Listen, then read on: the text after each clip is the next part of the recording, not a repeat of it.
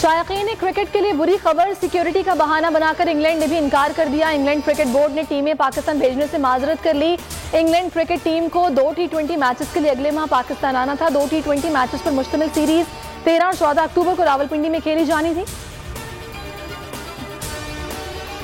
England के दौरे पाकिस्तान मनसूखी पर चेयरमैन पीसीबी रमीज राजा मायूस। ट्वीट किया, इंग्लैंड के दौरे से दस्तबरदारी से मायूसी हुई। जब हमें सपोर्ट की सबसे ज्यादा जरूरत थी तो इंग्लैंड अपने वादे से पीछे हटा। हम फिर उठेंगे। ये हमारे लिए एक वेकअप कॉल है कि हम दुनिया की बेहतरीन टीम बने ताकि किसी के पास पाकिस्तान से ना खेलने का जवाब न हो। न्यूजीलैंड क्रिकेट टीम के कप्तान केन विलियमसन ने असल जेंटलमैन होने का सबूत दे दिया। कीवीज के दौरे पाकिस्तान मनसूखी को शर्मनाक करार दे दिया। सीरीज मनसूखी से पाकिस्तानी फैंस को मायूसी हुई होगी।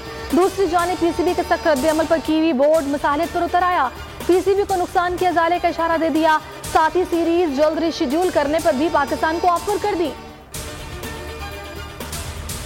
न्यूजीलैंड में इतनी फोर्सेस नहीं जितनी हमने उनको सिक्योरिटी दी। कीवी टीम की वापसी के पीछे सियासी अज़ाइम है। थ्रेट अलर्ट वापसी के बाद सामने आया। शेख रशीद कहते हैं घबराना नहीं है, एक दिन तमाम टीमें पाकिस्तान खेलने आएंगी। भारत अफगानिस्तान में अपनी नाकामी का मलबा हम पर डाल रहा है। हाइब्रिड वॉर से नुकसान पहुंचाना चाहता है, पाकिस्तान की तरक्की नहीं चाहता। तालिबान का बड़ा इक़दाम, भारत को लगा एक और धचका। अफगानिस्तान में इंडियन प्रीमियर लीग के मैचेस दिखाने पर पाबंदी लगा दी। अफगान क्रिकेट बोर्ड के साबिक मीडिया मैनेजर इब्राहिम मोमिन ने ट्वीट में तस्दीक कर दी। आईपीएल का 14वां सीजन मुत्तहिदा अरब अमारात में जारी है, जिसमें कई गैर मुल्की खिलाड़ी भी शरीक हैं।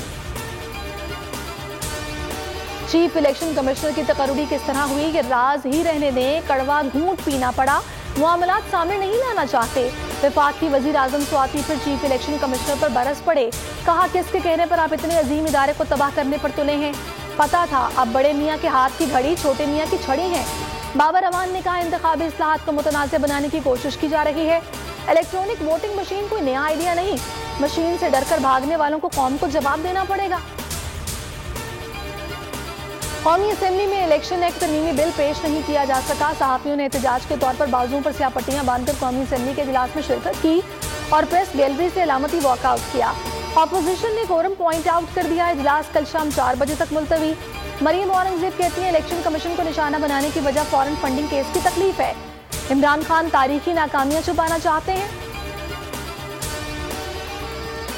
चेयरमैन नैब की मुलाजमत में तौसी से माजरत, कहते हैं उम्र 84 साल है, ओहदे पर मजीद नहीं रहना चाहता। शाहिद खाकान चेयरमैन नैब के खिलाफ डट गए। जावेद इकबाल को अंधा चेयरमैन नैब करार दे दिया।